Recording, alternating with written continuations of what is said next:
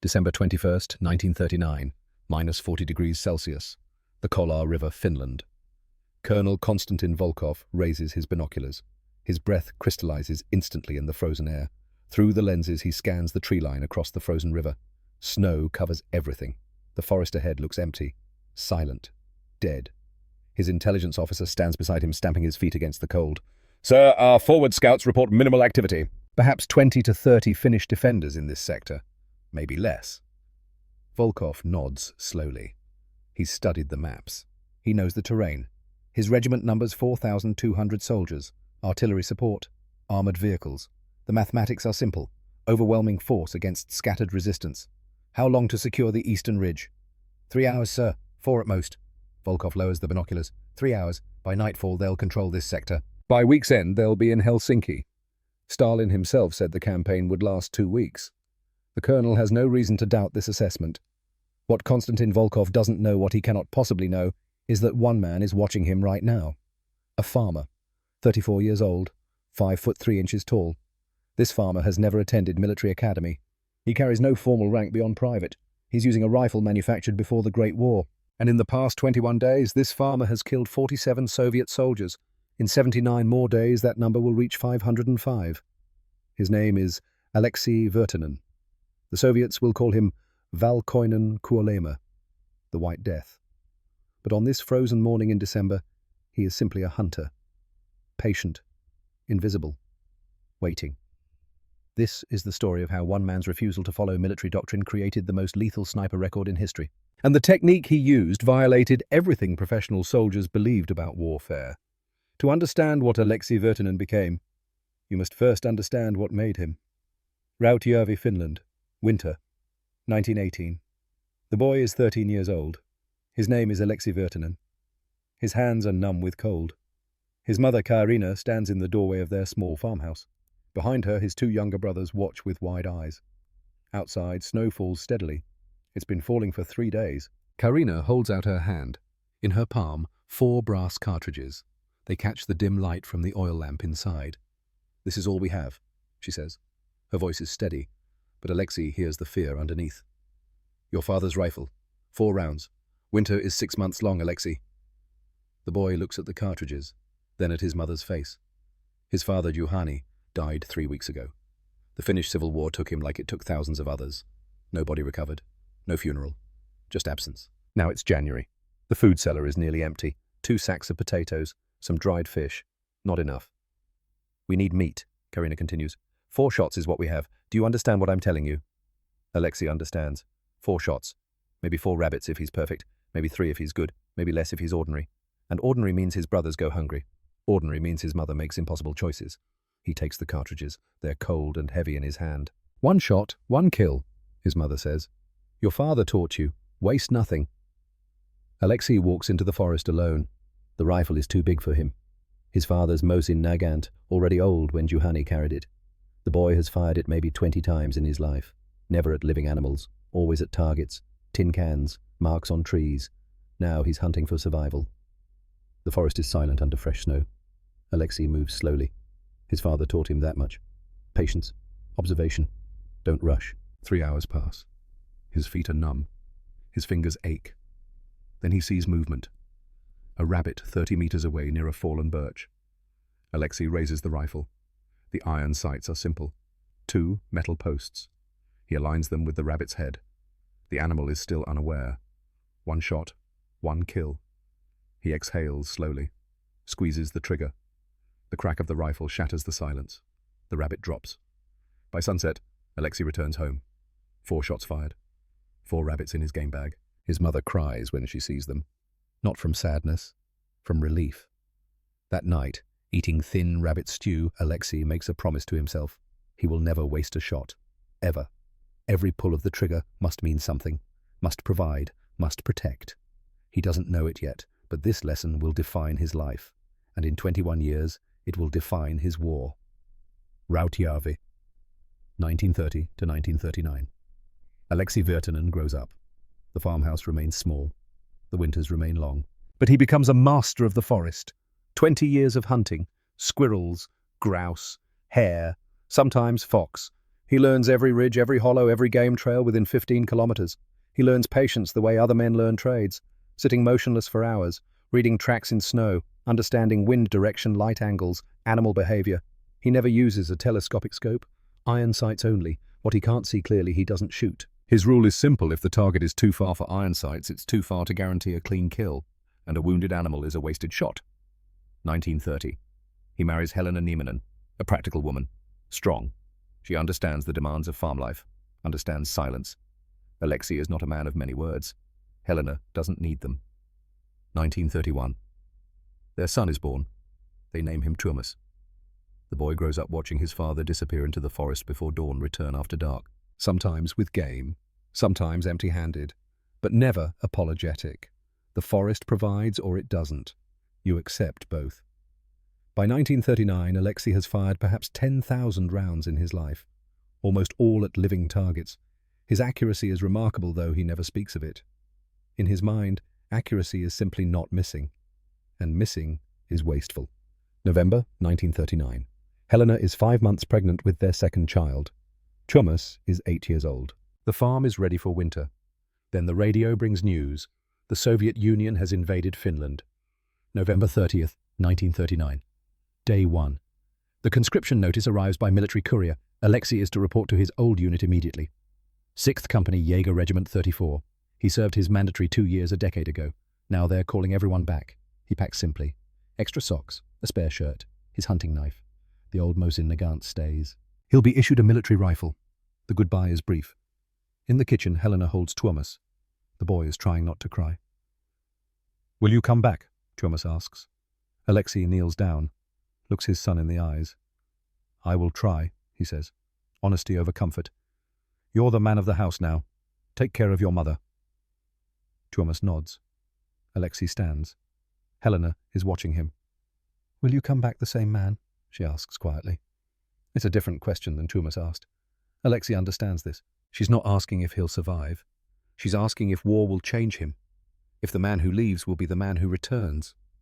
"I don't know what I'll become," Alexei says. "It's the truth. He's killed thousands of animals. He's never killed a man. He doesn't know if he can, doesn't know what it will do to him if he does." Helena steps forward, kisses him once, brief, final. "Come home," she whispers. Alexei walks out into the November cold. He doesn't look back. Looking back makes leaving harder. The war has started. He doesn't know it will last 100 days, doesn't know what role he'll play, doesn't know that his name will be whispered in fear across Soviet command posts. He only knows he must survive, must return, must protect what he loves. Kolar River Sector, December 1939. The Kolar River is frozen solid, ice nearly a metre thick. On the Finnish side, scattered defensive positions, trenches, log bunkers, machine gun nests hidden in tree lines. On the Soviet side, thousands of soldiers, artillery, tanks, the weight of an empire preparing to crush a small nation. Alexei arrives December 1st, day 2 of the war. He's assigned to 6th Company under Lieutenant Lauri Toivonen, a young officer with sharp eyes and a tactical mind. The company numbers 93 men. They're responsible for defending 3 kilometers of river frontage. The mathematics are absurd. But Lieutenant Toivonen doesn't speak of impossibility. He speaks of terrain, of advantage, of making the enemy pay for every meter. "Vertanen," he says during the first briefing. "You're marked as a hunter. Marksman's scores from your mandatory service show expert qualification." "Yes, sir." "You'll be deployed as a sniper. We need to disrupt their command structure. Officers, radio operators, machine gunners. Make them afraid to lead." Alexei nods. This makes sense. Pick off key targets. Create confusion. It's not so different from hunting. Identify the threat. Eliminate it efficiently. He's issued a standard military Mosin Nagant, the Model 2830. It's older than the one he used hunting. Heavier, but functional. The iron sights are simple, familiar, good. Another sniper approaches. Corporal Sakari Leto, 23 years old, energetic, proud. "Vertanen right, they say you're a hunter." "I am." Zachary grins, opens his pack. Inside a pristine telescopic sight, Soviet-made, captured from a forward position. Look at this beauty. 4-power magnification. I can put a round through an eye socket at 300 meters. You should get one. Makes all the difference. Alexei looks at the scope, shakes his head. "I'll stay with iron sights." Sakari laughs. "Your choice, old man. But don't blame me when you're outranged. The first week passes in probing attacks. Soviet patrols test the Finnish defenses. Small firefights, artillery exchanges, both sides learning the terrain, learning each other. Alexei takes his first shot. December 3rd. Day 4. A Soviet officer directing troops across an open field. Distance 87 meters. Alexei settles into a shallow snow pit. Aligns the iron sights. The officer is pointing shouting orders. One breath. Exhale. Squeeze. The rifle cracks. The officer drops. Alexei doesn't feel triumph. Doesn't feel horror. Feels only confirmation. The shot worked. The technique transferred from rabbit to man. One target, one round, no waste. He crawls backward, relocates 200 meters north. Soviet return fire hits empty snow where he'd been. By December 20th, Alexei has killed 47 Soviet soldiers. He keeps no written count, simply remembers. Each shot is distinct in his memory, each face, each target. But other Finnish snipers are dying. December 12th, day 13. Sniper Vilho Manninen. Experienced hunter from Lapland. He's using a captured Soviet scope, sets up position at dawn. The sun rises behind him low on the horizon. Light hits the scope lens. Just a flash. A tiny glint of reflected light. A Soviet counter-sniper sees it. 290 meters away. Calculates. Fires. Vilho dies instantly. Bullet through the skull. Alexei is 300 meters away. Hears the shot. Sees Finnish soldiers recover Vilho's body. Sees the scope still attached to the rifle. Shattered glass. He says nothing, but he notes the lesson. Glass reflects light. Light reveals position. Position means death. December 16th, day 17. Zachary Leto, the young corporal with the beautiful Soviet scope. He's in position before dawn. Temperature -38 Celsius. Zachary settles in, waits for targets. The problem: breath. At -38, moisture in your breath condenses instantly, creates visible fog. When you're using a scope, your face is higher. The breath rises directly into your sight picture, creates a cloud above your position. A Soviet observer spots it. 500 meters away, calls in the position. A sniper team moves into flanking position. Zachary never sees them. He's focused downrange through his scope, watching for targets. The Soviet round hits him in the temple. He's dead before the sound reaches his ears. Alexei watches from his own position, sees the breath fog that gave Zachary away, sees the shot that ended him. Understands. Scopes are beautiful. Scopes are deadly. Deadly to the enemy. Deadlier to the user. December 19th, day 20. Sniper, Antti Koskinen. Good soldier. Capable marksman. He's using a scope because that's doctrine. That's what snipers are supposed to use. The problem: profile height. To use a scope effectively, your eye must be several centimeters behind the lens. This means raising your head, creating a silhouette. In snow, where everything is white and flat, any vertical shape stands out. Antti makes the mistake of shifting position during daylight. For just a moment, his head rises above the snow berm. His profile breaks the horizon line. A Soviet sniper is watching, has been watching for 2 hours, waiting for exactly this mistake. One shot. Antti dies. 3 snipers in 8 days, all using scopes. All dead because of scope-related signatures: glint, fog, profile. Alexei sits in the company bunker that night, cleaning his rifle. Lieutenant Toivonen enters with a wooden crate. Inside, 4 captured Soviet scopes. High quality. Precision optics. Virtanen, I'm issuing these to our remaining snipers. You're to receive one. It'll increase your effective range significantly. Alexei looks at the scope, looks at the lieutenant. Respectfully, sir. No. Toivonen's face hardens. That's not a request, Private. That's an order. I watched 3 men die because of scopes, sir. Vilho, Zachary, Antti. The scopes gave them away. I'll stay with iron sights. You'll be outranged. The Soviets have scoped rifles. You'll be at a disadvantage. Alexei meets his eyes. Steady, calm. Better outranged than dead, sir. I've killed 47 of them in 20 days with iron sights. I know what works for me. The bunker is silent. Other soldiers watch. This is insubordination, refusing a direct order. Toivonen could have him court-martialed. The lieutenant studies Alexei, sees something there. Certainty. Not arrogance, not fear, just absolute conviction. Finally, Toivonen nods. Your responsibility then, Virtanen. You miss a critical shot because you couldn't see the target that's on you. Yes, sir. Alexei returns to cleaning his rifle. Iron sights only. No glass, no glint, no fog, no elevated profile. He's made his choice. Broken doctrine. Rejected modern technology in favor of simple, proven methods. It's December 20th, day 21. Tomorrow, Colonel Konstantin Volkov will scan the forest and see nothing. Tomorrow, Alexei will kill 11 more Soviet soldiers. Tomorrow, the real war begins. But tonight, Alexei writes a letter he cannot send. The postal service is disrupted. No mail gets through. Still he writes. To Helena, to Tuomas. The words are simple. I have learned that survival means becoming invisible. The forest taught me to wait, to watch, to strike only when certain. War is the same. I do not know if I will return. But if I do not know that I thought of you with every breath, every shot, every moment, this is not glory. This is only necessity. I love you. I will try to come home. He folds the letter, places it in his pack, knows he may never send it, may never need to, or may need to more than anything.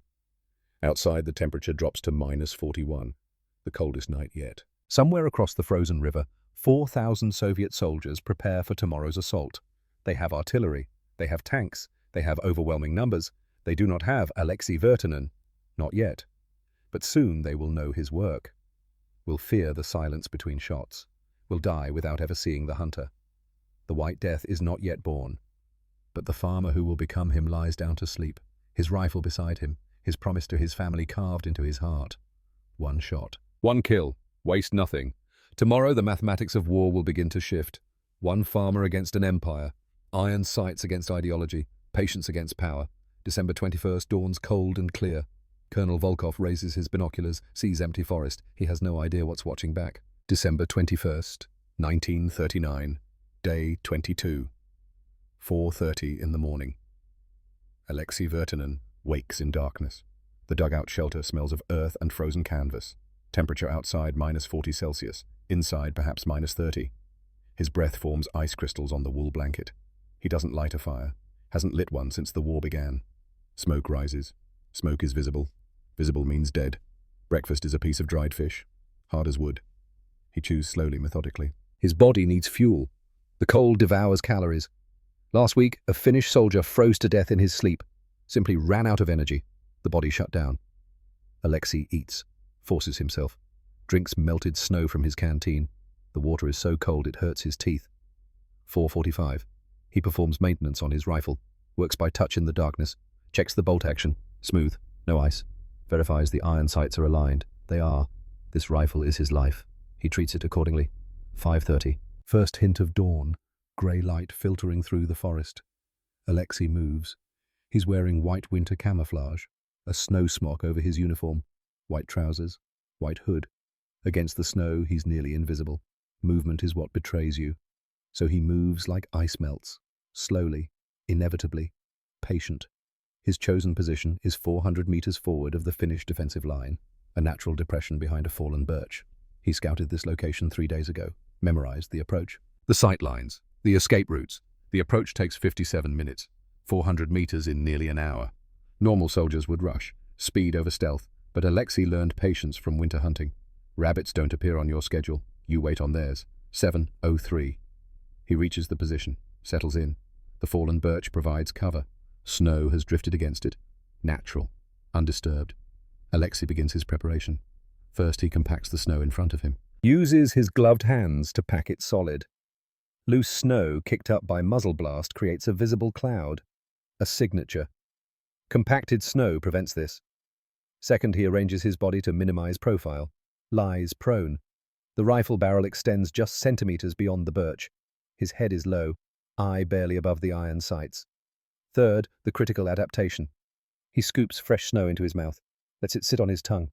The cold is agonizing, but when he exhales, the moisture in his breath hits the snow first. The snow absorbs the water vapor. The fog is reduced, dramatically. Not eliminated, but enough. The cloud stays lower, below his sight line, not rising above his position like a signal flare. Fourth, he memorizes his kill zones. Alexei has studied this area for 3 days, knows the exact distances. 71 meters to that birch, 82 meters to the boulder, 97 meters to the trail junction. When a target enters these zones, he knows the range. No calculation needed, just muscle memory, point and shoot. 7:20, position established. Now he waits. The forest is silent. Wind moves through the pines. Snow falls occasionally from overladen branches. Small sounds, natural sounds. Alexei becomes part of them. His breathing slows, his heartbeat steadies. He's not a soldier in this moment. He's a hunter, and the forest is his. 9:14. Movement. Soviet patrol. 8 men. Walking in a loose column along the trail. They're talking. Alexei can hear voices carrying in the frozen air. They're not expecting contact. This sector has been quiet. Quiet because Alexei killed the last patrol 3 days ago, from a completely different position, 2 kilometers south. He watches them approach. Doesn't move. Doesn't shift his aim. Just observes. The lead scout passes. Young, maybe 20. Carries his rifle carelessly. The second man, older. Alert. NCO, probably. Third man. Fourth man. Alexei focuses on the fourth man. Walks differently. More confidence. Slightly better equipment. Officers often position themselves in the middle of patrols, protected by forward and rear security. The fourth man steps into Alexei's predetermined kill zone. 71 meters. The birch tree. Alexei has taken this exact shot in practice. Knows the hold, knows the wind, knows the cold affects the ballistics. One breath. Exhale slowly. The iron sights settle on the target's center mass. Not the head. Center mass. Larger target. More certain. Squeeze. The shot cracks through the frozen air. Sharp. Final. The fourth man drops. Instantly. No delay. The 7.62mm round hits him in the chest, punches through ribs, destroys the heart. He's dead before his knees buckle. The other Soviet soldiers scatter, diving for cover, confused. Where did the shot come from? They look in wrong directions, fire wildly into the forest. Bullets snap through branches, hit nothing. Alexei is already moving, crawling backward, low, slow. Doesn't wait to confirm the kill, knows it connected, felt it. After 20 years of hunting, you know. He crawls 30 meters, finds a prepared secondary position, a slight rise behind dense pine cover, settles in again, watches. The Soviets are panicking, shouting, calling for their officer. He doesn't respond, can't respond. One of them runs to the fallen man, checks for pulse, finds none. Screams for a medic. 20 minutes later, artillery arrives. Soviet guns pound the area where they think the sniper was hiding. Shells explode in the forest. Trees shatter. Snow erupts in great fountains. Alexei is 150 meters away, watching the artillery fall on empty positions, watching them waste ammunition on ghosts. 2:17 in the afternoon. 3 Soviet soldiers appear, moving quickly, carrying ammunition crates, not in tactical formation, scared. Trying to get through the dangerous zone fast. Mistake. Alexei has relocated again. Third position of the day. A shallow crater from yesterday's artillery. They blasted it themselves, never thinking a sniper would use their own crater as cover. The 3 soldiers approach. Distance 84 meters, moving fast. No cover between them and Alexei. He targets the lead man, waits until they're in the open. No retreat available. One shot. The lead soldier drops. The ammunition crate crashes into the snow. The other 2 freeze. Fatal hesitation. Should run, should dive, should do anything but stand still. Alexei fires again. Second man down. The third soldier finally reacts, turns, runs, disappears into the trees. Alexei doesn't take the third shot. 2 targets down. Ammunition crate abandoned. Mission accomplished. No need to risk revealing his position further. He withdraws, crawls backward, relocates, always moving, never static. Soviet doctrine is to call artillery on sniper positions. He learned this fast. Shoot and move, constant repositioning, exhausting. But it keeps you alive. By nightfall, Alexei has fired 11 shots, 11 Soviet soldiers dead. No misses, no wasted ammunition. He returns to finish lines. Lieutenant Toivonen meets him. Vertinen, Soviet patrols reported heavy sniper activity in your sector. Body count. 11 confirmed, sir. Toivonen nods, doesn't smile, doesn't congratulate. This isn't sport. This is mathematics. 11 enemy soldiers removed from the equation. 11 fewer rifles aimed at Finnish positions. Get some rest. Same sector tomorrow. Yes, sir. Alexei eats. Thin soup, black bread, cleans his rifle, sleeps. Day 22 complete. Cumulative kills 58. The war is 3 weeks old. It will last 11 more weeks. The Soviets don't know his name yet, don't know it's one man. They think it's a team, a rotation of expert snipers. No single soldier could maintain this kill rate. Impossible. But Alexei isn't a soldier. He's a hunter. And he's hunting to survive. 25 days pass. Christmas comes and goes. No celebration, no ceasefire, just cold and death and silence. January 15th, 1940. Day 47. The kill count has reached 164. Alexei doesn't keep written records, doesn't mark tallies on his rifle, just remembers each shot, each target, each face through the iron sights. Soviet casualties in the Kolar sector have reached levels that concern Moscow. Reports flow up the chain of command. A sector that should have fallen in days has held for 6 weeks. Finnish snipers are inflicting disproportionate casualties. Officers are dying, radio operators, machine gunners. The precise targeting suggests expert marksmen, plural, multiple snipers operating in coordinated teams. At least that's what Soviet intelligence believes. The response is inevitable. Moscow sends specialists. Sergeant Grigory Petrov arrives January 14th, day 46.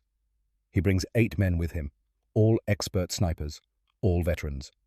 Grigory himself has 73 confirmed kills from the Spanish Civil War, 1937 to 38, fighting for the Republicans against Franco's forces.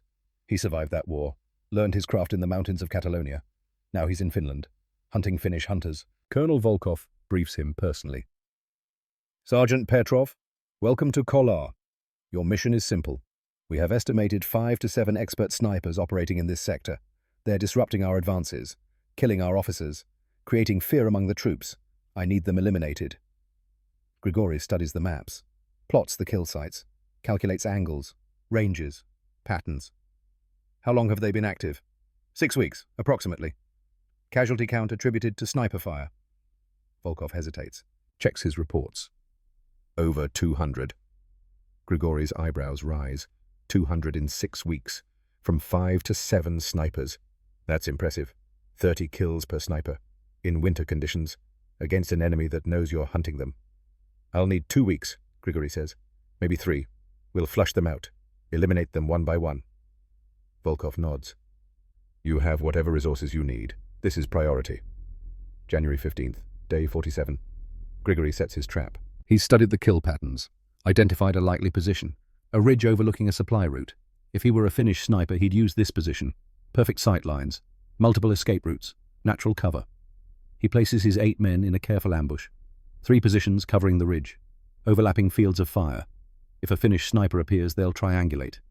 Pin him down, kill him. Then they wait.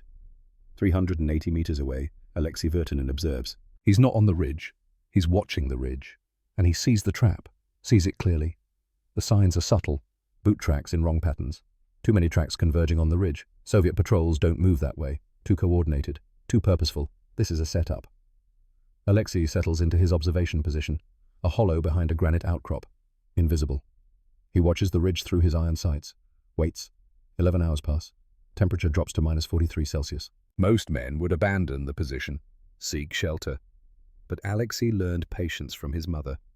4 bullets, 6 months. You wait as long as necessary. 4:17 in the afternoon. The light is fading. The Soviet ambush team begins to withdraw. They've waited all day. No Finnish sniper appeared. The trap failed. They move carefully at first, then faster, eager to return to warmth, to food, to shelter. Alexei watches the rear guard, a single soldier, covering the withdrawal. Standard doctrine. The man moves along the ridge, pauses, scans the forest one last time. Distance 217 meters. Long for iron sights, but possible. Alexei has made longer shots. He accounts for wind, for cold, for the slight downward angle. Adjusts his aim. 2 inches high, 1 inch left. 1 breath. Exhale. Squeeze. The shot flies true. The rearguard soldier drops, dead before he hits the snow. The other Soviet soldiers scatter. Confusion. Where did that come from? They were watching the ridge. The Finnish sniper is supposed to be on the ridge, but the shot came from behind them, below them. They never see Alexei. He's already withdrawing, moving through the forest like smoke. No tracks, no trace. Grigory Petrov finds the body 30 minutes later, studies the wound. Single shot, head, clean, precise. Distance estimated at over 200 meters. He looks at the kill site, then at the ambush positions, realizes. The Finnish sniper was watching them the entire time, waited until they withdrew, then struck. Grigory kneels in the snow, thinks. This changes things. This isn't a team of snipers taking turns. This is something else. Someone who can wait 11 hours in minus 43 degrees. Someone who can make a 200-meter shot with precision. Someone who knew the ambush was there and simply waited for it to fail. Who is this? Grigory whispers to the frozen air. Over the next 3 days, Alexei kills 3 more of Grigory's team, each time differently, each time from unexpected positions, each time vanishing before Soviet forces can respond. January 18th, day 50. 4 of Grigory's 8 men are dead. The survivors are afraid. They're the best. Veterans, expert shots, and they're being hunted by something they can't see, can't predict, can't kill. That night, Grigory studies every detail, every kill site, every shot, the patterns, the methods, and he realizes the truth. No scope glint ever reported, not once, no breath fog sightings. Soviet observers have watched for these signatures, trained to spot them. Nothing. All shots under 200 meters, most under 100, close range for sniper work. Why? Because without a scope, long range is difficult, especially with iron sights. Position discipline perfect, every kill from a different location, never the same spot twice. Soviet artillery has pounded dozens of suspected positions, never hit the sniper, not once. It's not a team, Grigory says aloud. His remaining men look at him. Sir, it's one man, one sniper, operating alone, no scope, iron sights only. That's why we never see glint, never see breath fog above the sight line. He's staying low, invisible. His men exchange glances. One man killed 4 of their team, killed over 100 Soviet soldiers in 7 weeks. That's impossible, one says. Grigory shakes his head, studies the map, traces the kill sites. No, it's genius. He's rejected modern doctrine, gone back to basic hunting principles, and it's working. Silence in the bunker. Outside, the temperature drops to minus 45, the coldest night of the winter. Grigory makes a decision, reports to Colonel Volkov. Sir, I request permission to continue the mission with reduced personnel. Volkov frowns. Reduced, Sergeant, you've lost half your team. I should pull you out. Send reinforcements.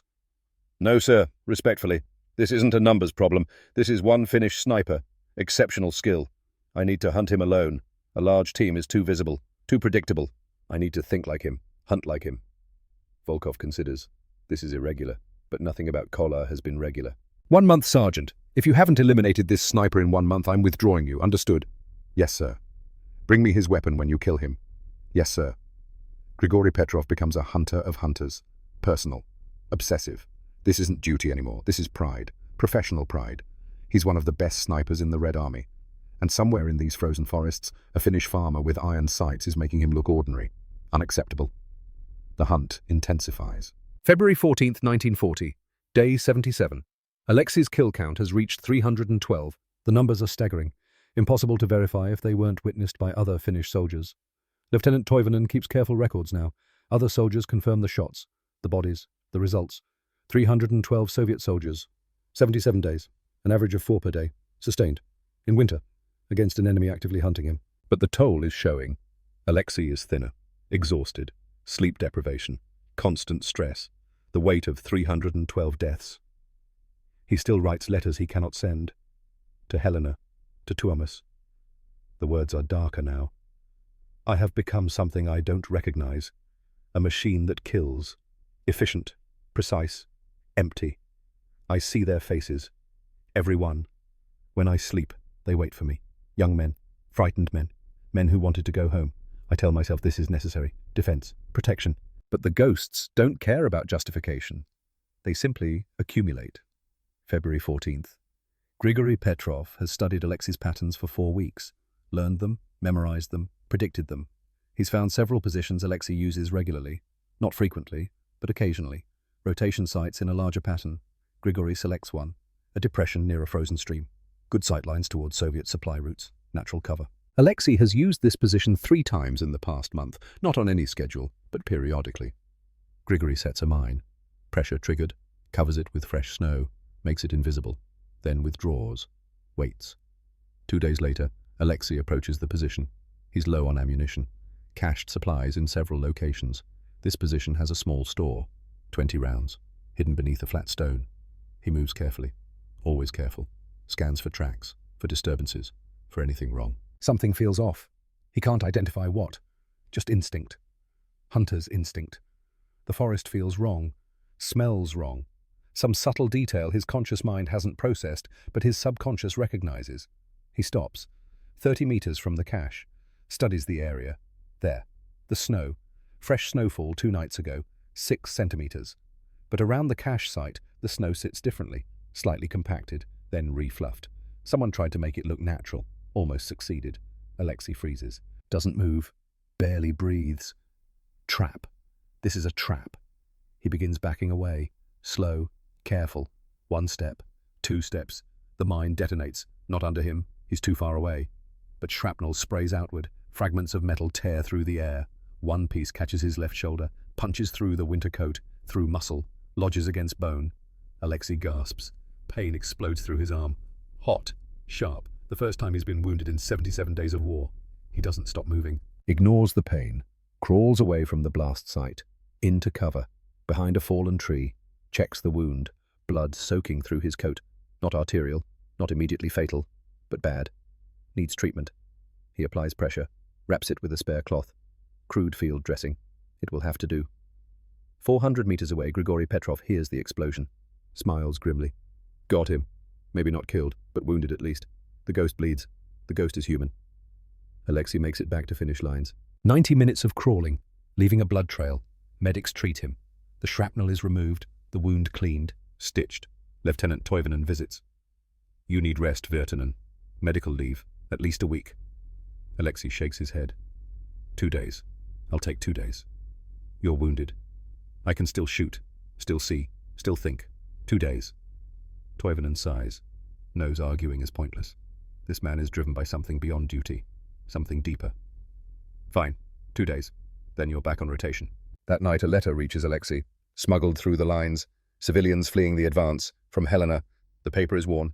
Creased. She wrote it 3 weeks ago. It took this long to find him. Alexei, Soviet patrols are 35 kilometers from Rautjärvi. We have evacuated. Tuomas and I are safe in Viipuri. The baby is due in April. I pray you're alive to meet her. Tuomas asks about you every day. I don't know what to tell him. Come home. Please. Whatever you've become, come home. Alexei reads it 3 times, folds it carefully, places it with his other unsent letters. 35 kilometers. Close. Too close. The line is holding, but barely. If Kolar falls, the road to Rautjärvi opens. His home, his land, his family's future. This isn't about Finland anymore. Not about duty. It's about meters. About holding ground. About keeping Soviet soldiers away from a farmhouse where his son grew up, where his mother survived with 4 bullets, where everything he loves exists. Alexei's motivation changes, shifts, hardens. Before he fought because he was ordered to. Now he fights because 35 kilometers is too close. February 23rd, 1940, day 86. Alexei is back in position, shoulder still healing, range of motion limited, but functional. He can shoot. That's enough. At Finnish High Command, Lieutenant Toivonen's reports have reached the generals. They're studying this Alexei Virtanen, studying his technique, his results, his survival. A decision is made, an official directive issued. All Finnish snipers operating in extreme cold weather conditions remove telescopic sights, revert to iron sight targeting, prioritize invisibility over range, reference Virtanen method, effective immediately. The directive reaches 19 Finnish snipers across the Kolar sector. Some resist. Scopes are modern, accurate, but the order is clear, and Alexei's results speak for themselves. 312 confirmed kills, 0 casualties from counter-sniper fire. The man is invisible because he eliminated every signature. 19 snipers remove their scopes, train with iron sights, learn position discipline, learn the snow-in-mouth technique, learn to move constantly, never settle, never become predictable. The effect is immediate.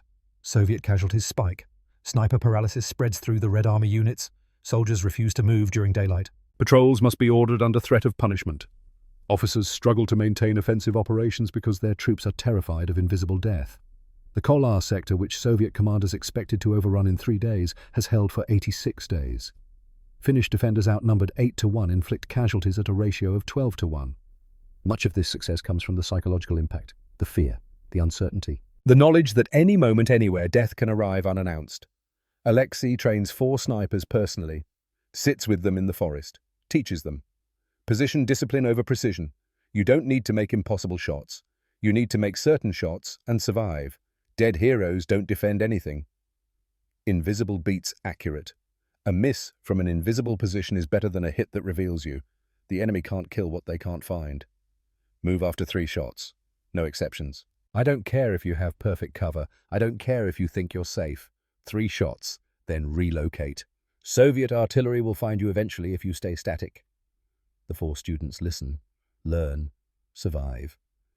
Between them, they account for 63 more Soviet casualties over the next 2 weeks. The mathematics of war are shifting. What should have been a simple advance has become a nightmare. Soviet soldiers whisper about White Death, the ghost who kills from nowhere, who sees everything, who never misses, who cannot be killed. They don't know White Death is a 34-year-old farmer who learned to shoot because his mother gave him 4 bullets. They don't know he writes letters to his son every night, don't know he's wounded, exhausted, haunted by 312 faces. They only know the fear, the uncertainty, the mathematics of sudden death. And in Moscow, in Soviet High Command, analysts study the reports from Finland. Study the failure to advance. Study the casualties. They're beginning to understand this is not going according to plan. Finland was supposed to fall in 2 weeks. It's been 12 weeks. The small nation still stands, still fights, still bleeds the Soviet Union. And in the Kolar sector, one farmer with iron sights has killed 312 Soviet soldiers, trained 19 more to do the same, created a defensive doctrine that's spreading across Finnish lines. The war continues. The cold deepens. The death toll rises. But the line holds. And Alexei Vertinen, invisible hunter ghost soldier, hunted man, prepares for tomorrow. 313 awaits. 314. More. Always more. Until the mathematics finally change. Until the war ends. Until he can go home. If home still exists. If he still exists. If anything survives this frozen hell except ghosts and memory and the weight of necessary killing. The snow falls. The temperature drops. The forest waits. And somewhere in that frozen silence a hunter watches. Patient. Invisible. Deadly. The White Death lives. March 5th, 1940. Day 97. Grigory Petrov has not slept in 31 hours. His eyes are red. His hands shake from exhaustion and cold, but his mind is sharp, focused. He's spent 19 days studying one man, learning him, predicting him. Alexei Vertinen, the ghost, White Death, the farmer who's killed 496 Soviet soldiers. Grigory knows his name now. Finnish prisoners talked, not willingly, but eventually. They spoke of the legendary sniper, the man who never misses, who appears from nowhere, who vanishes like smoke. Grigory has mapped every known kill site, plotted them on paper, studied the patterns, the distances, the timing. Most soldiers would see randomness. Grigory sees structure, preferences, habits so subtle they're almost invisible. Almost. Alexei favors natural depressions, avoids elevated positions, never shoots from the same location twice in a week. But he rotates through a larger pattern, perhaps 40 to 50 positions across a 15-kilometer sector, used cyclically, unpredictably, but not randomly. Nothing this precise is random. Grigory has identified 6 positions Alexei might use for tomorrow's Soviet offensive. 6 possibilities. He cannot cover all 6, cannot predict which one Alexei will choose, but he can force a choice, can create bait, can make one position irresistible. March 5th, evening. Grigory plants a note, written in Finnish. Acquired from a dead officer's pocket dictionary. The grammar is broken, but the message is clear. Tuomas will grow up fatherless. He places it at one of the 6 positions, a depression near a frozen stream, stakes it to a tree branch, where Alexei will see it if he scouts, when he scouts. Because Alexei always scouts positions before using them. Always. The note is both bait and weapon. Grigory knows about the son, about the family. Intelligence reports mention evacuations from Rautjärvi. Alexei's family among them, 35 kilometers from Soviet advance, close enough to threaten, close enough to worry. A professional sniper ignores emotion, focuses on mathematics, ballistics, wind, distance. Alexei has been professional for 97 days. Perfect discipline, perfect control. Grigory is betting that discipline has limits, that 496 kills, that 97 days of winter, that a wounded shoulder and exhaustion and fear for his family. That all of this has created cracks, small cracks, invisible to everyone, but present. Emotion makes you visible. Grigory learned this in Spain, watched it kill men, Anger, fear, desperation. They alter your thinking, make you predictable, make you careless. If Alexei sees that note, he'll become angry, and anger can be exploited. March 5th, 10:30 at night. Alexei moves through the darkness, scouting tomorrow's positions. The Soviet offensive begins at dawn. Finnish intelligence confirms it. A major push. 4,000 fresh troops, artillery support, armor. The mathematics are grim. Finnish defenders are exhausted, undersupplied. They've held for 97 days through discipline and terrain advantage and sheer determination. But everything has limits. Alexei's shoulder still aches. The wound healed poorly. Infection. Fever for 3 days. He survived, barely. Lost weight he couldn't afford to lose. But he can shoot, can move, can fight. That's enough. He approaches the 4th position on his mental list. The depression near the frozen stream. Good sightlines, multiple escape routes. He's used this position twice before. 6 weeks ago, 4 weeks ago. Time to rotate back. He sees the note immediately. White paper against dark bark. Unnatural. Wrong. Alexei freezes, studies it from 30 meters, doesn't approach. This is a message, left deliberately for him. He circles wide, approaches from an angle, reads the note from 15 meters away. The words are visible in the moonlight. Tuomas will grow up fatherless. Alexei's breath stops. His heart rate spikes. Tuomas, his son, 8 years old, evacuated, safe, supposedly safe. But 35 kilometers is not far. Not when armies are moving, when lines are fluid, when safety is relative. Rage builds in his chest. Hot, immediate, foreign. He's been cold for 97 days. Emotionally cold, professionally cold, necessary cold. Now heat floods through him. Someone knows his son's name. Someone is threatening his son. The professional part of his mind screams warnings. This is bait. This is manipulation. This is designed to provoke exactly this reaction. Step back. Assess. Think. But the father in him drowns out the professional. Tuomas, his boy, who asked if his father would come home, who watched him leave, who's waiting.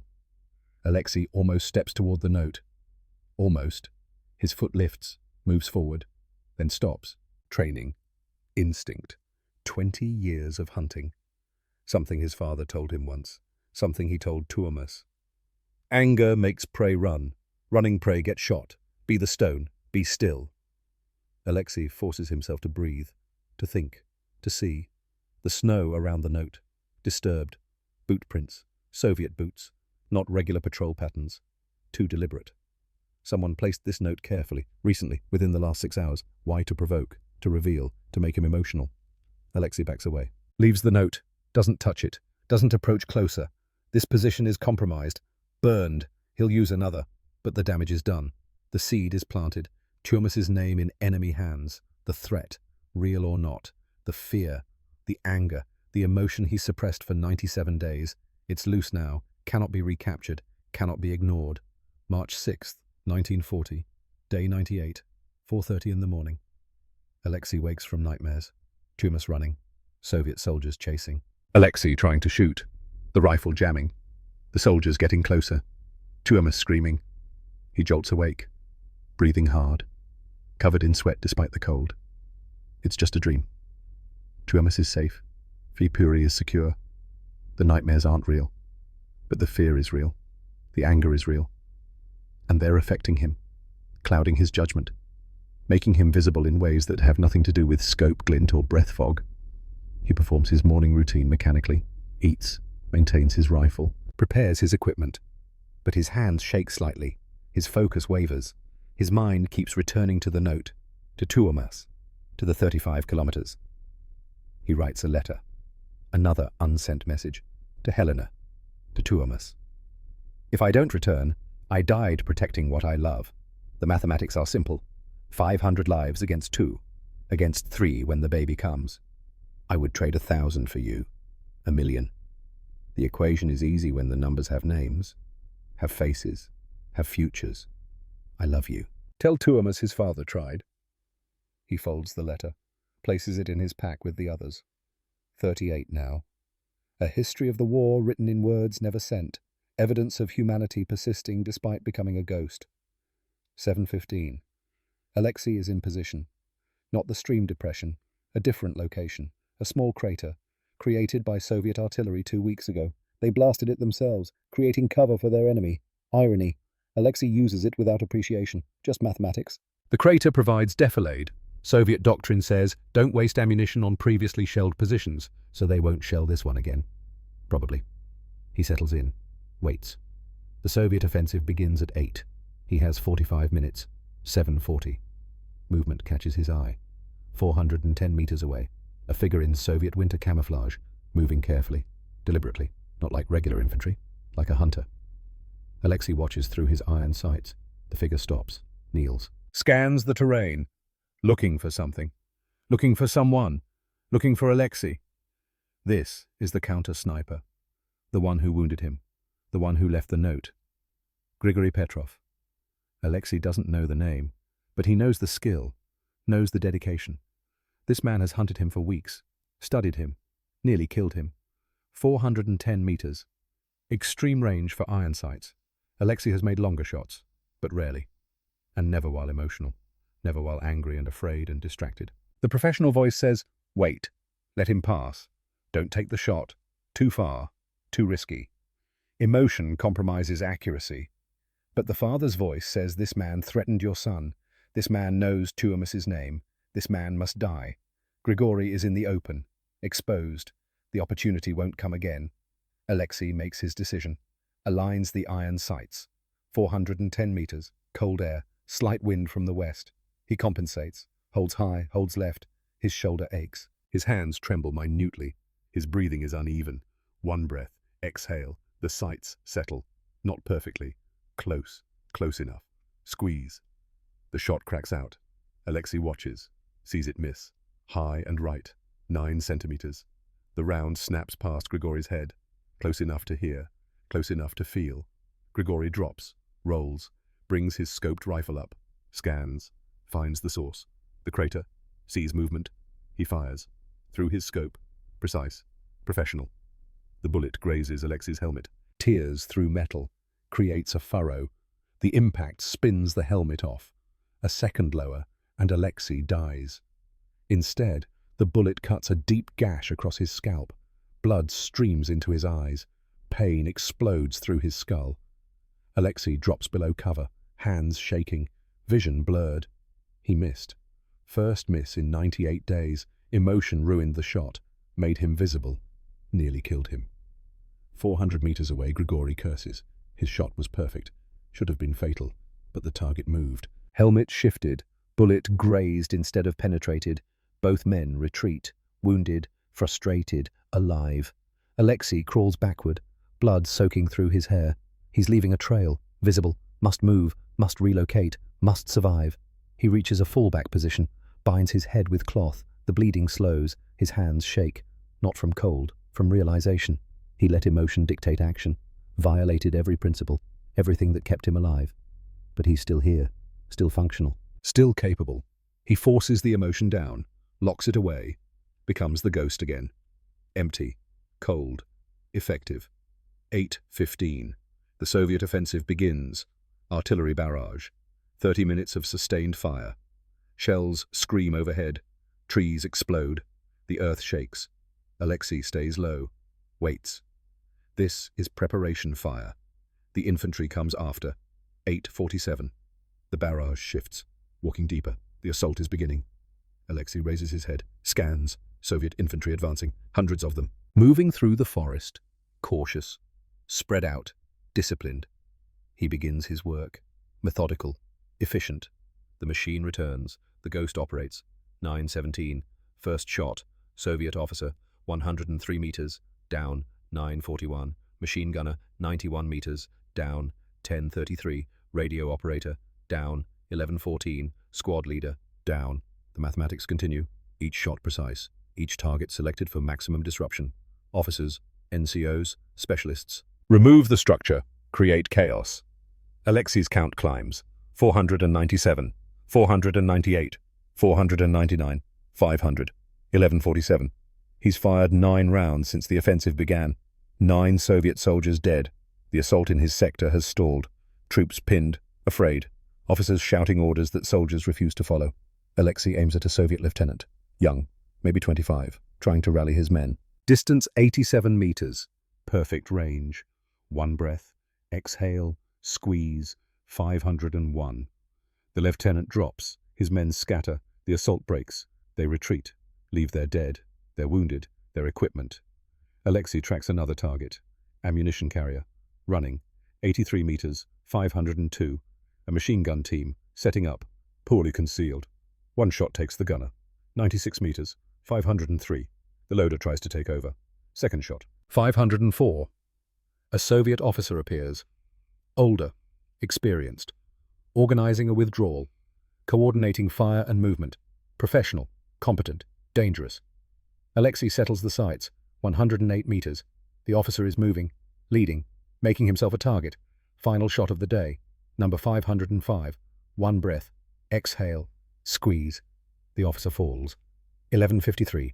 Alexei has been in position for 4 hours and 38 minutes. Fired 14 rounds total. 14 Soviet soldiers dead. His count stands at 505 confirmed kills. 98 days of war. Then the world changes. Soviet artillery barrage. Second wave. Not targeted. Not aimed at Alexei. Just random saturation fire. Cover the sector. Disrupt Finnish positions. Standard doctrine. Alexei hears the shells incoming, recognizes the sound. Whistling, growing louder. Close. He presses flat. Covers his head. No time to evacuate. No time to move. Just endure. The first shell impacts 40 meters away. Concussion. Dirt raining down. Second shell. 20 meters. Closer. The crater shakes. Third shell. 8 meters. Too close. The explosion is massive. Shrapnel sprays outward. Metal fragments tear through air, through snow, through flesh. Alexei feels impact. Lower jaw. The pain is beyond comprehension, beyond description, beyond endurance. An exploding shell fragment, combined with shrapnel. His jaw is destroyed, shattered. Half his face is gone. Blood fills his mouth, his throat. He cannot scream, cannot breathe properly, cannot think beyond the agony. He tries to move, cannot. Tries to reach for his rifle, cannot. His body is shutting down. Shock, blood loss, trauma. Consciousness fades. The world becomes grey, distant, cold. Alexei Vertinen falls into darkness, his blood turning white snow crimson, his rifle beside him. 505 shots fired. 505 Soviet soldiers dead. One farmer finally stopped. Not by skill, not by tactics, not by enemy competence, by random chance, by artillery fired blindly into forest, by mathematics finally shifting against him. The ghost bleeds, the ghost falls, the ghost dies, or so it seems. 400 meters away.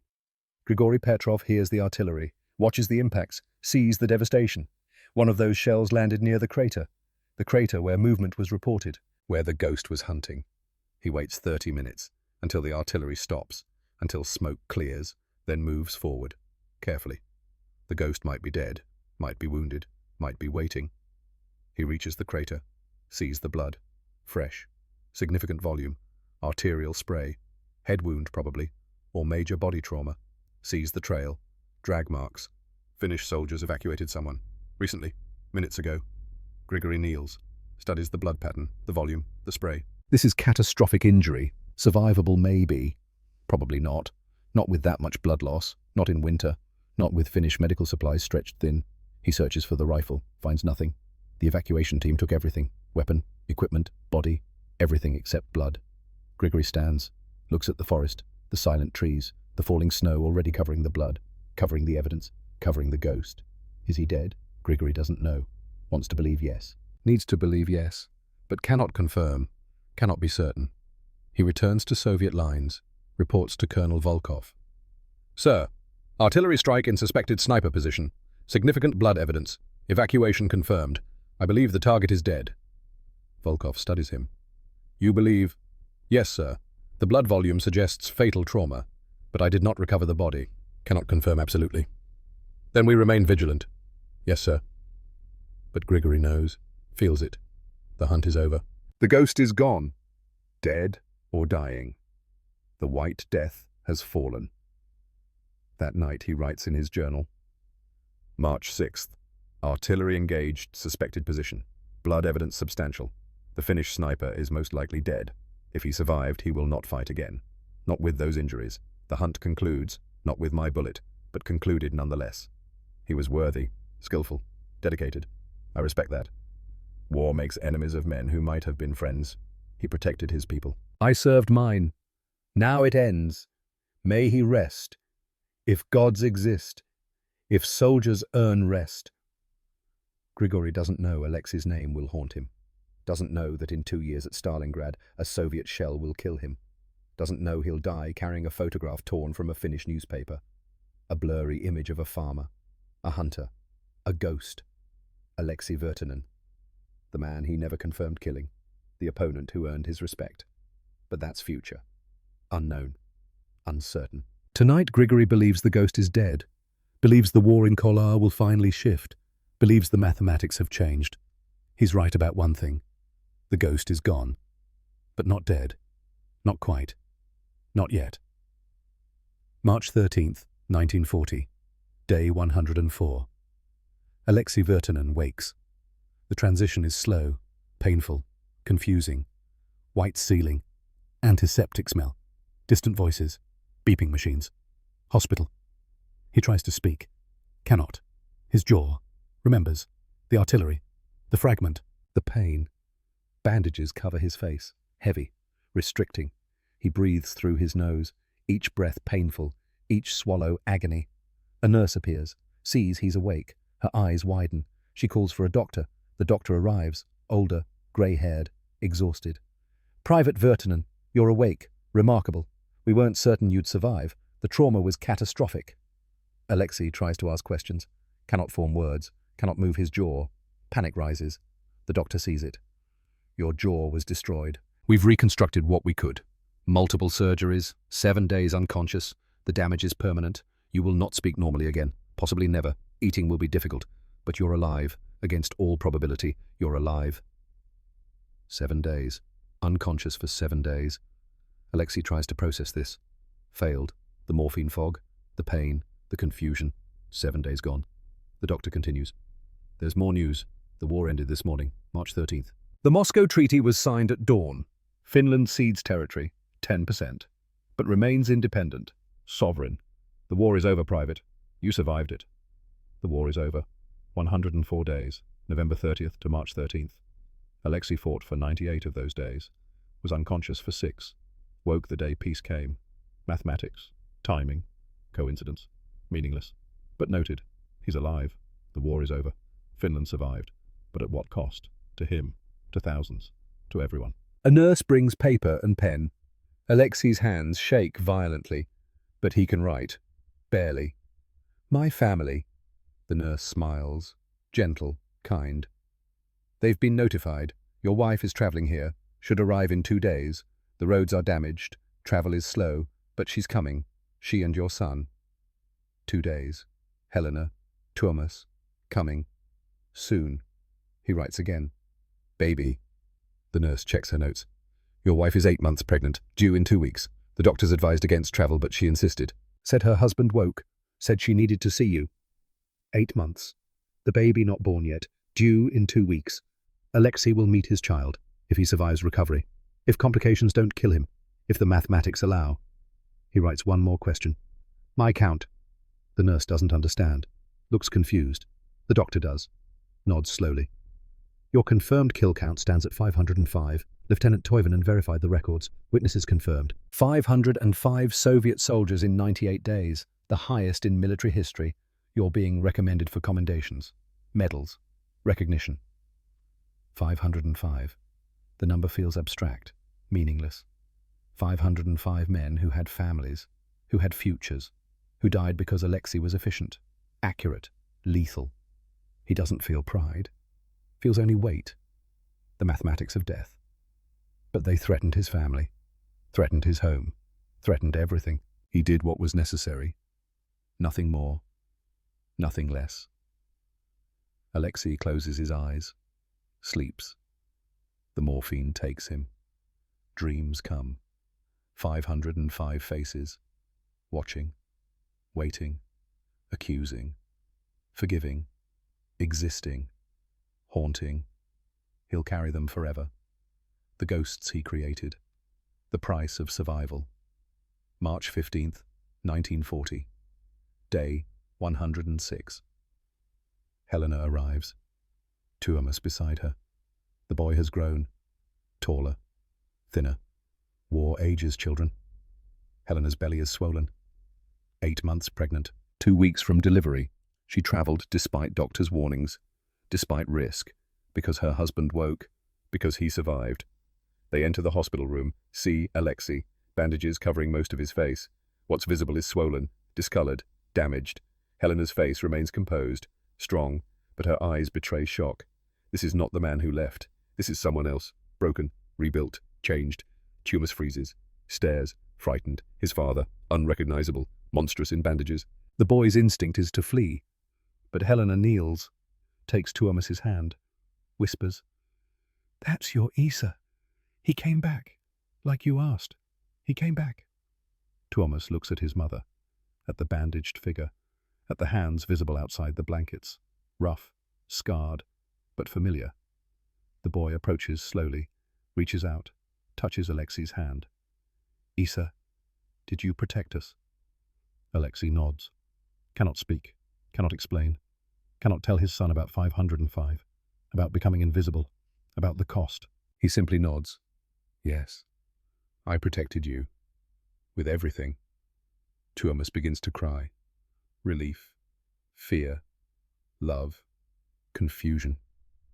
8 years old, carrying the weight of absence and return. Helena steps forward, embraces Alexei carefully, mindful of wounds, of pain, of fragility. "You came back," she whispers. "Changed, but back. That's enough." Alexei cries, silently. Tears soaking bandages. First tears since the war began. First release.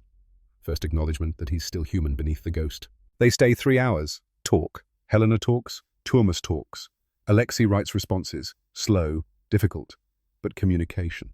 Helena tells him about evacuation, about Viipuri, about waiting, about fear, about hope. Tuomas tells him about school, about friends, about missing his father, about being brave. Alexei listens, writes simple responses. "I missed you. I thought of you every day. I love you." Simple words, true words, the only words that matter. When they leave, Alexei is exhausted. But lighter. They know, they see, they accept. He doesn't have to hide anymore. March 28th, 1940. Helena gives birth, in the same hospital where Alexei recovers. Different ward, but close. The labour is long, difficult, but successful. A daughter, healthy, strong lungs, dark hair. Helena names her Aino, Finnish for the only one, the only daughter, the only child born during Alexei's recovery, the only baby he'll meet while still broken. Nurses bring the baby to Alexei's room, 2 days old, tiny, perfect. They place her carefully in his arms, mindful of his wounds, his weakness. Alexei looks at his daughter, this small human, this future, this reason for 505 deaths. She doesn't know him, doesn't know his face beneath bandages, knows only that these arms are gentle, these hands careful, this presence safe. Alexei cries again, silently, tears falling onto the baby's blanket. She squirms, makes small sounds. Lives. This is the mathematics that matters. Not the 505 dead, but the 3 living. Helena, Tuomas, Aino. The equation that balanced. He protected them, paid the price, became a ghost, killed without hesitation, survived impossibility. For this, for them, for these 3 humans who carry his blood and his future. Was it worth it? The question has no answer, only outcome. They live. He lives. That's all.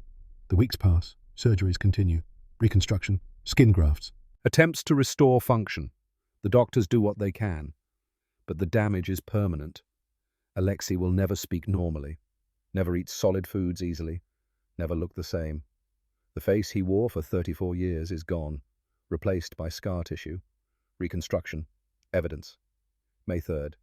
Alexei is released, returns to Viipuri with his family. Aino is 5 weeks old. Tuomas is 8. Helena is exhausted but strong. They find temporary housing, a small apartment. The farm in Rautjärvi is accessible now. The territory Finland ceded didn't include their land, but the house is damaged, needs repair. They'll return when Alexei is stronger. June 1940. Alexei returns to Rautjärvi, brings his family. The land is scarred, artillery craters, burned trees, shell fragments in the soil, but repairable. The house partially stands, enough to rebuild. They begin again. Farming, living, surviving. The rifle is cleaned, oiled, stored in a locked cabinet. Never fired again. The war is over. The ghost is retired. The farmer returns. Life continues. Seasons pass.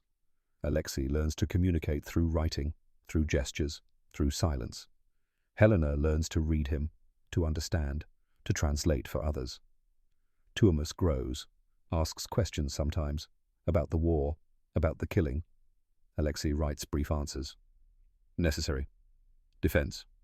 Protection. Never glorifies, never explains fully. Some things cannot be explained, only experienced. 1948. Another son is born. Helena's third child. Alexei's third chance.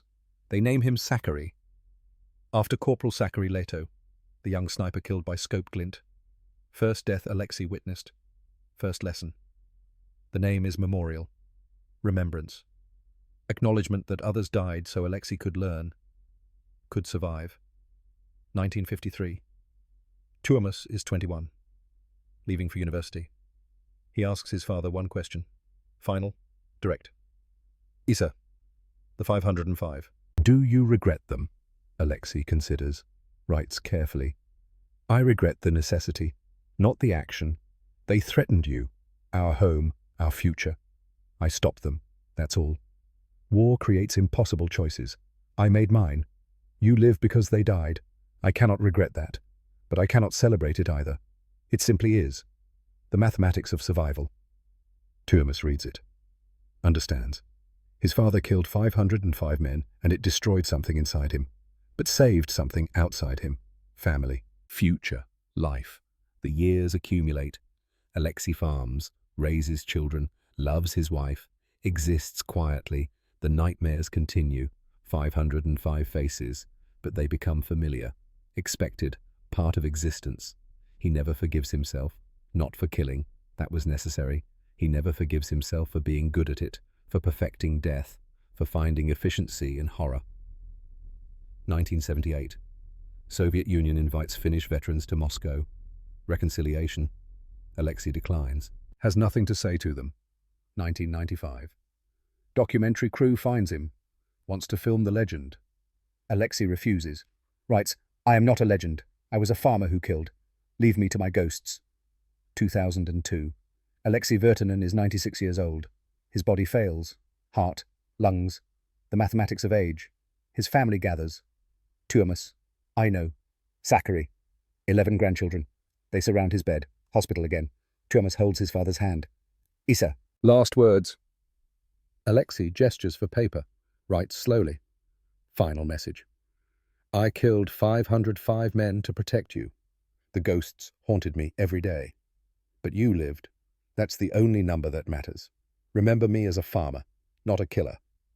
He folds the paper, hands it to Tuomas, closes his eyes. 4 hours later, Alexei Virtanen dies, surrounded by family, surrounded by the living. The funeral is small, private, local, no military honors, just family, friends, neighbors. Tuomas speaks, reads his father's note, adds, My father never called himself White Death. He called himself a farmer who learned to be invisible. The killing haunted him. But he did it because we needed protection. He was a good man who did terrible things. He never forgave himself. We forgive him. We exist because of him. Alexei is buried in Rautjärvi, on his land. Simple stone, name, dates, nothing more. But the legacy spreads. 1941. Soviet sniper schools study the Virtanen method. Remove scopes in extreme cold. Prioritize invisibility. 1943. U.S. Marines adopt iron sight training. Pacific Theater preparation. 2007. Quantico. Instructors teach the principle. Match weapon to environment. Sometimes simplicity wins. The lesson endures. One farmer with iron sights changed warfare, not through technology, through understanding, through refusing doctrine when doctrine meant death. 2019. Kola River Memorial. Simple stone. Names of defenders. Alexei Virtanen among hundreds. Not elevated, just remembered. The river flows peacefully. No blood, no ghosts, just water and trees. But the lesson lives. One man, 505 kills. Iron sights and patience and love. The mathematics were brutal. The cost was everything. But his family lived. That's victory. The only victory that mattered. The White Death is gone. But the living remain. Growing, continuing, thriving. That's immortality. Not legend, but life. The harvest that mattered, final.